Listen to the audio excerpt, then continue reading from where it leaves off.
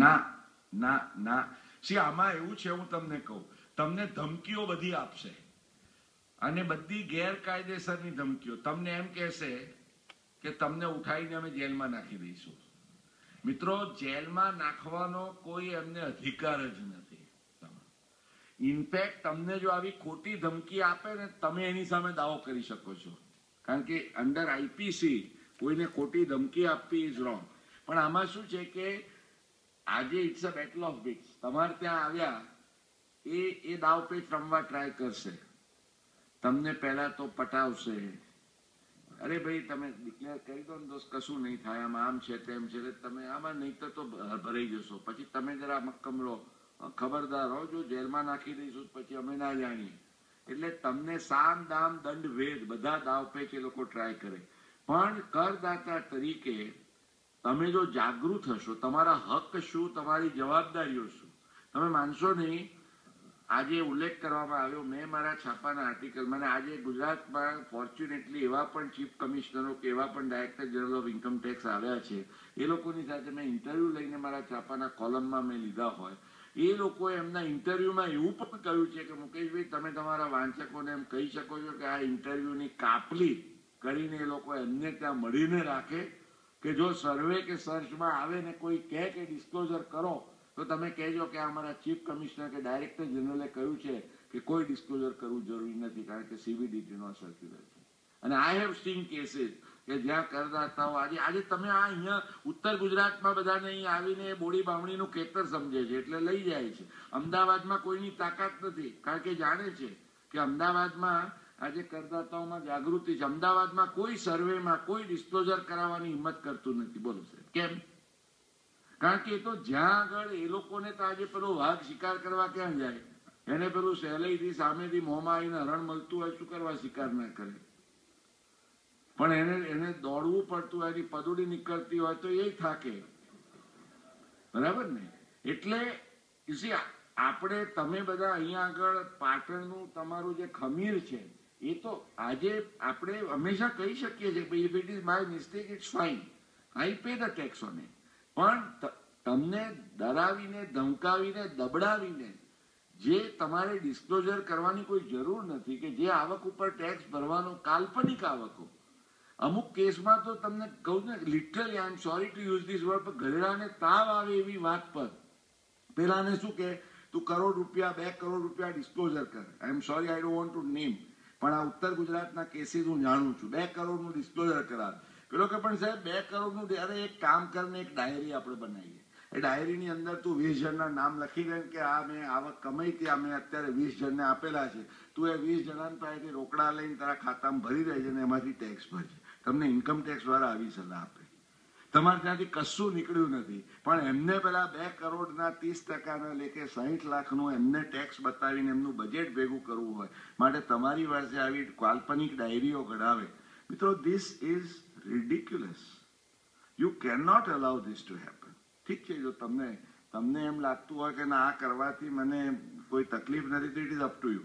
પણ you should know very well કે this is not done, this is illegal, okay, and you can fight against it. It's up to you. કે accountant કાકા છે sir, એમનો question છે કે 100 રૂપિયાની કોઈ એક મિલકત છે જેની મૂળ કિંમત હતી અને જંત્રીના આધારે 125 રૂપિયાનો જો એનો ભાવ અત્યારે ચાલતો હોય તો સ્ટેમ્પ 125 પ્રમાણે કરવામાં આવતો હોય છે, તો એ સંજોગમાં વધારાના 25 રૂપિયા જે મળ્યા નથી એને પણ આવકમાં ઉમેરાતા હોય. હવે તો કાયદામાં શું છે કે અમુક અનુમાનો જે ડીમ્ડ પ્રિઝમ્પશન્સ છે કે તમે જો જંત્રી, એ લોકો એમ માને છે કે જંત્રી કિંમત થી ઓછું, એમાં ધ ઓનલી એક્સેપ્શન ઇઝ તમે લડી શકો કઈ રીતે કે તમારે એ મેટર વેલ્યુએશનમાં રિફર કરાવવી પડે. આકારણી અધિકારીને કહેવું જોઈએ કે ભાઈ આ વેલ્યુએશનમાં રિફર કરો, અને જો વેલ્યુઅર એમ કે એમનો જે રજિસ્ટર્ડ વેલ્યુઅર હોય ડિપાર્ટમેન્ટનો કે ના ભાઈ આ 125 વાળી વસ્તુ ખરેખર 100ની જ છે અને તમે 100માં વેચી છે, તો એ 25 રૂપિયા ના ગણાય તમારી કાલ્પનિક આવક, અન્યથા ઇટ્સ અ ડીમ્ડ પ્રિઝમ્પશન. એટલે you have two live with this provision. હવે તો એક સ્ટેપ આગળ મિત્રો પહેલા તો આજે તમે 100 રૂપિયાની જે તમે દસ્તાવેજ કરતા હો એની જંત્રી જો 125 હોય તો 25 રૂપિયા વેચનારના હાથમાં એને ડીમ્ડ કેપિટલ ગેઇન તરીકે ટેક્સ કરવામાં આવતો હતો ને લોંગ ટર્મ હોય તો 20% ટેક્સ ભરે.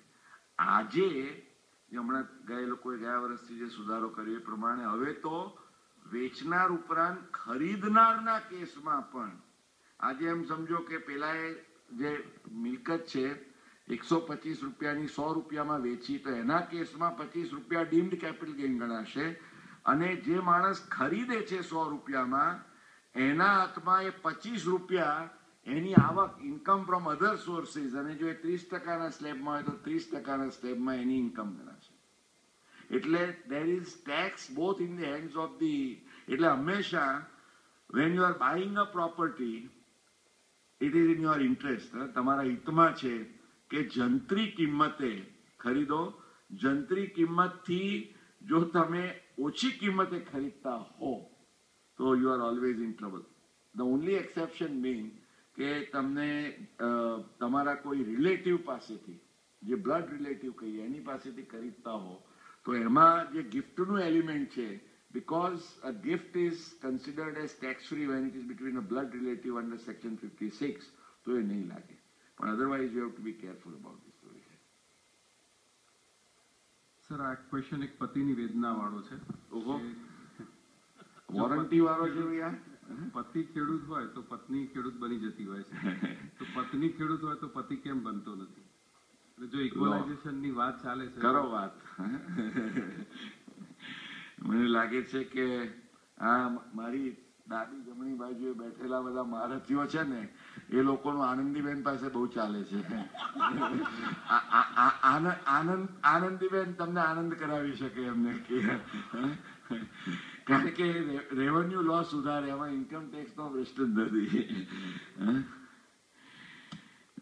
વિક્રમભાઈ નો આ ક્વેશ્ચન છે, સર્વિસ ટેક્સમાં એક્ઝમ્પશન લિમિટ કેટલી ને એમાં ફક્ત કન્સલ્ટિંગની જે આવક ગણવાની છે કે સર્વિસ ટેક્સ એ મારો વિષય નથી, નિષ્ણાત વિષય, પણ from my general knowledge and background I can tell you service ટેક્સમાં જે અત્યારે કરમુક્તિ છે એ 10 લાખ રૂપિયાની છે.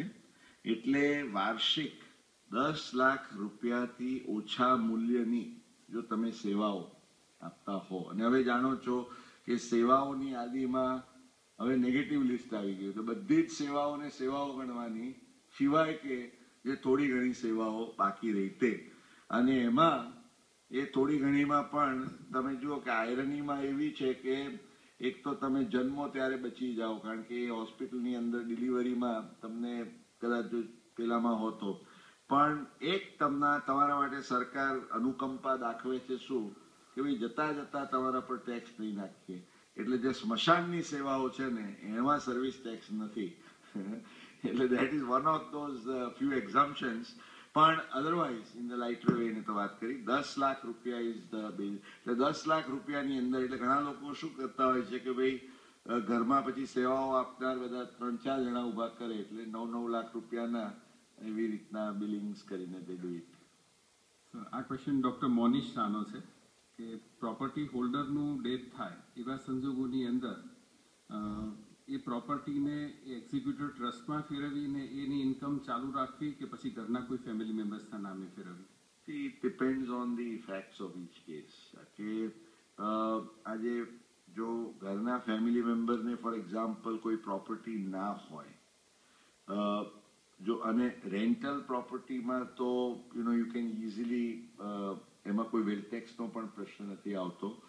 એટલે ઇટ ઓલ ડિપેન્ડ્સ કે તમારે કોને આપવી છે. હવે ઘણી વાર ઘણાને એવું હોય કે ભાઈ દીકરીને મારે આપવી નથી પણ છતાં દીકરીને એનો લાભ મળે એવી રીતના મારે કરવું છે તો પછી તમારે ટ્રસ્ટનો વિચાર કરવો જોઈએ કારણ કે એમાં જે ટ્રસ્ટી હોય વિલ હેવ ધ કંટ્રોલ અને એમાં હસ્તક્ષેપ કોઈ સાસરિયાઓનો કેવો ન થાય. It are lots of considerations to be very honest.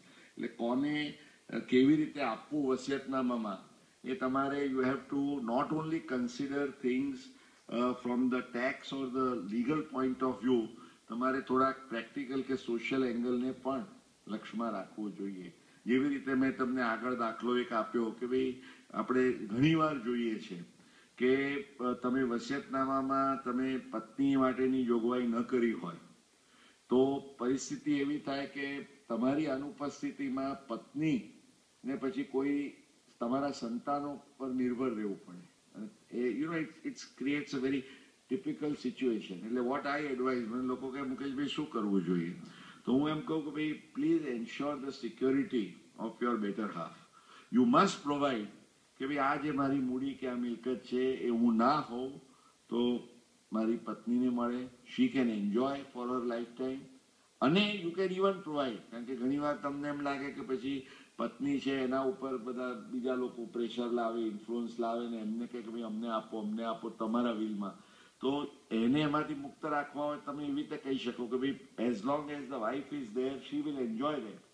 પણ એ નહીં હોય ત્યારે વાઇફ પછી આ મિલકત મારા સંતાનોમાં આ રીતે વહેંચવામાં આવે. ઘણીવાર એવું પણ બને કે પતિ પત્ની સાથે ક્યાંક માની લો કે મુસાફરી કરે છે અને બંનેનું સાથે અવસાન થયું, તો એવા કેસમાં આ પ્રકારનું જે પ્રોવિઝન છે will be very helpful. Because what you are saying is that I give this to my wife, and when my wife is not there, or if my wife is not there when I am not alive, then it will go to my children in these proportions or in a trust. એટલે આ બધા જે practical આસ્પેક્ટ્સને ખ્યાલમાં રાખી એટલે વસિયતનામાના આયોજનમાં tax of course is an important thing. The legal aspects no doubt are also important, પણ સાથે સાથે social and a practical aspect, because ultimately you want to ensure harmony in the family. You don't want to create a situation કે જેને કારણે સમસ્યાઓ સર્જાય. Last question sir, Gunvantbhai Thakkar થી please.